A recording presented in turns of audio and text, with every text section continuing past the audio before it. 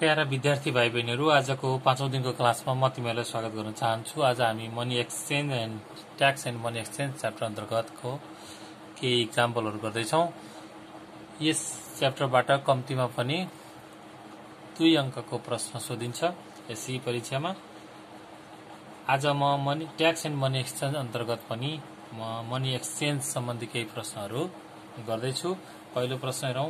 1 अमेरिकी डलरको रु 70 का दरले रु 50,540 को कति डलर हुन्छ? Using the rate of RS 70 for RS $1, calculate the US dollar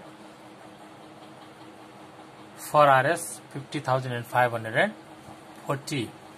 यो प्रश्न छ। यसको सोलुसन हेरौं। रेट कति छ त? $1 = RS 70 छ। त्यसकारणले गर्दा हामीले कति नेपाली करेन्सी कति छ त? RS 50,540 छ। यसलाई साधारण $1 को 70 पर्छ भने नेपाली पैसा यति 50,540 को कति पर्छ भन्दाखेरि हामीले सजिलै डलरमा लैजान सक्छौं। यसलाई 70 ले डिभाइड गर्दै हुन्छ। 70 ले डिभाइड गर अनि त्यो नेपाली करेन्सी केमा गयो त? डलरमा गयो। यसको एन्सर कति भयो? $722 हुन आयो। अर्को एक्जाम्पल पनि हेरौं।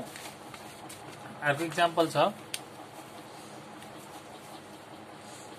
176 डलर = 100 पाउन्ड र 1 पाउन्ड = RS 119 भए रु 8,925 को कति डलर होला भनेर क्वेशन छ। Given that $176 = 100 pounds and 1 pound = RS 119, find the dollars for RS 8925।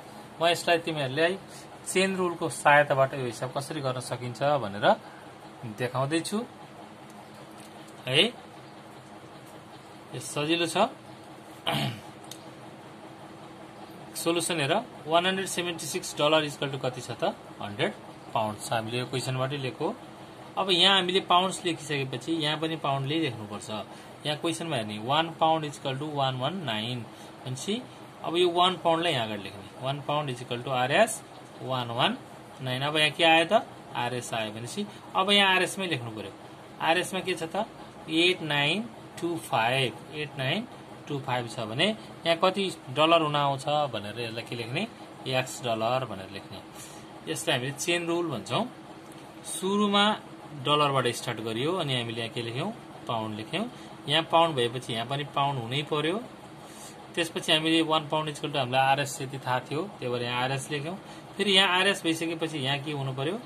RS नै हुनु पर्यो र सुरुमा जे छ लास्टमा त्यही हुनु पर्यो। यो अरेन्जमेन्ट गर्न जान्यो भने A पछि B, B पछि B, B पछि C, C पछि फेरि C अनि फेरि सुरुमा जे छ त्यही। यो रुललाई हामीले चेन रुल भन्छौं। यो रुल तिमीहरुले जान्नु पर्दछ। अब यो डलर से हो। यो खासमा हामीले सपोज गरे हो। अब युजिङ चेन रुल के हुने भयो त? अगाडिको मल्टिप्लाई गर्ने, पछाडिको मल्टिप्लाई गर्ने। 176 * 8925 = 100 * 119 * X है। अब हाम्रो X = सिम्पल तरिकाले के हुन आउँछ? और X = 176 * 8925 upon 100 * 119 हुन आउँछ। यो के हो त? यो डलर हो। यो के हुन आउँछ? डलर हुन आउँछ। यसको क्याल्कुलेसन गर्यो भने तिमीहरुले एन्सर निकाल्न सक्छौ। अब एक्जाम्पल 3 हेरौं। हरिले रु 50,000 मा केही अमेरिकी डलर किने। भोलिपल्ट नेपाली रुपियाँ अमेरिकी डलरको तुलनामा 100% अवमूल्यन भयो। 10% अवमूल्यन भयो। कति पर्सेन्ट अवमूल्यन भएको छ? 10% अवमूल्यन भयो। पुनः उक्त रकम नेपाली रुपियाँमा साट्दा फेरि उक्त रकम नेपाली रुपियाँमा साट्दा, यहाँ साट्दा छुट्या रहेछ, साट्दा कति नाफा नोक्सान भयो होला पत्ता लगाउनुहोस्। कति नाफा वा नोक्सान भयो होला पत्ता लगाउनुहोस् भनेको छ। Hari exchange RS 50,000 with US dollar and next day Nepalese currency is devaluated by 10%. कति भयो त? डिभ्यालुएटेड भयो. नेपाली पैसा के भयो त? डिभ्यालुएटेड भयो. If the same money is exchange, same मनीलाई एक्सचेन्ज गरियो with Nepalese currency, find the profit or loss. अब हामीले बुझ्नुपर्ने कुरा के छ भने डिभ्यालुएटेड भनेको के हो है, त्यो कुरा चाहिँ बुझ्नु पर्यो. डिभ्यालुएटेड भनेको नेपालीमा भन्छ है मूल्य ह्रास. कति आयो त? अवमूल्यन भयो. नेपाली पैसा अवमूल्यन भयो. अथवा तिमीहरूले साधारणतया सुनको पैसा अवमूल्यन भयो भने हामीले थोरै पैसा दिए हुन्छ, तर पैसाको अवमूल्यन भयो भने हामीले सुन किन्दा धेरै पैसा बुझाउनु पर्ने हुन्छ. नेपाली पैसा अवमूल्यन भयो भनेको अर्थ हामीले पहिला $1 साट्दाखेरि यहाँ कति लेखेको छ? 106.66 यहाँ क्वेसनमा दिएको छ. यति दिए हुन्थ्यो भने अब 10% अवमूल्यन भयो भने अझै बढी दिनुपर्ने हुन्छ. 10% अझै थप गरेर दिनुपर्ने हुन्छ. अब नेपाली पैसा सुनौ है, सुरुमा 50,000 को अमेरिकी डलर साटेर राखियो.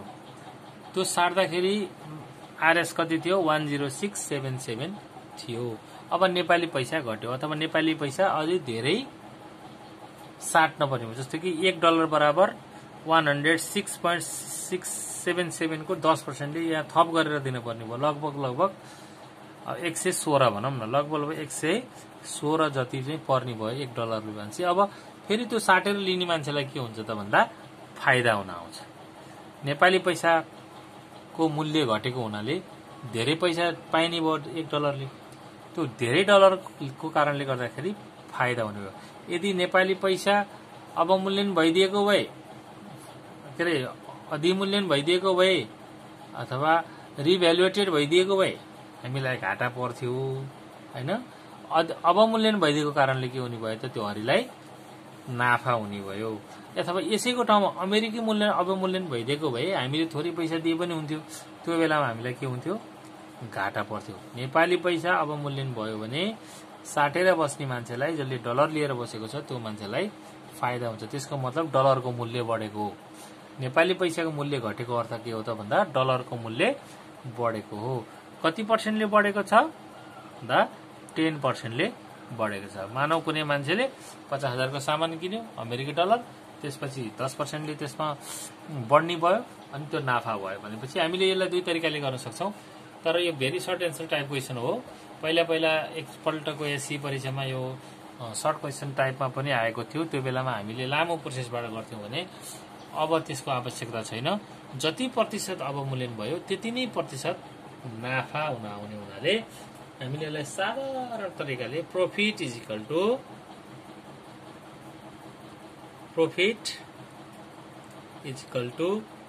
10% of कति त 50,000 is equal to RS 10 into 50,000 upon 100. 0 काट देऊ. हिसाब गर्दा कति आउँछ? RS कति आयो? 5000 एन्सर है. यसलाई अलिकति लामो तरिकाले लङ क्वेसनमा पनि गर्ने चलन थियो. अल्टरनेटिभली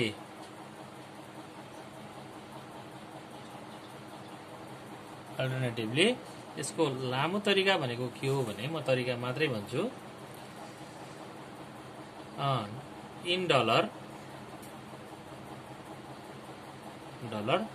50,000 इज इक्वल टू कति हुन आउने भयो त भन्दा $50,000 अपन कति हुने भयो?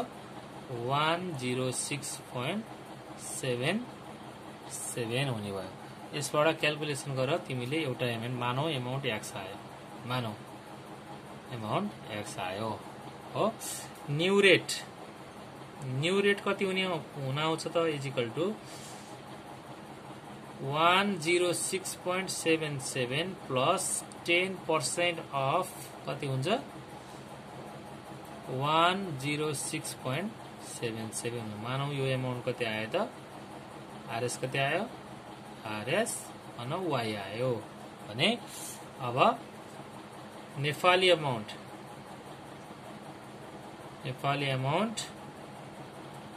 इक्वल टु अब यो डलर हो अहिलेको नयाँ रेट यो छ भनेपछि यो र यो इन्टु गर्नुपर्ने हुन्छ कति आउँछ आरएस एक्स वाई आउँछ अनि यसबाट हाम्रो अघिल्लो 50,000 घटाइदिइसकेपछि प्रॉफिट इक्वल टु कति आउँछ त आरएस एक्स वाई माइनस 5000 यसरी हामीले निकाल्न सक्छौं यो अल्टरनेटिभ मेथड हो यो अल्टरनेटिभ मेथडबाट अब गर्नुपर्ने आवश्यकता छैन किनभने तिमीले डाइरेक्ट 10% अवमूल्यन भयो 10% नाफा भयो सिम्पल तरिकाले बुझ्न सकिन्छ कतिपय स्कुलहरुमा कतिपय सरहरुले यो लामो तरिकाले सिकाउने गर्नुहुन्छ तर त्यसको आवश्यकता छैन माथिको तरिकाले डाइरेक्ट 10% अफ 50,000 नाफा भयो भन्ने बुझ्यो हुन्छ थ्यांक यू आजको लागि यति बाँकी भोलिको क्लासमा गर्नेछौं ओके थ्यांक यू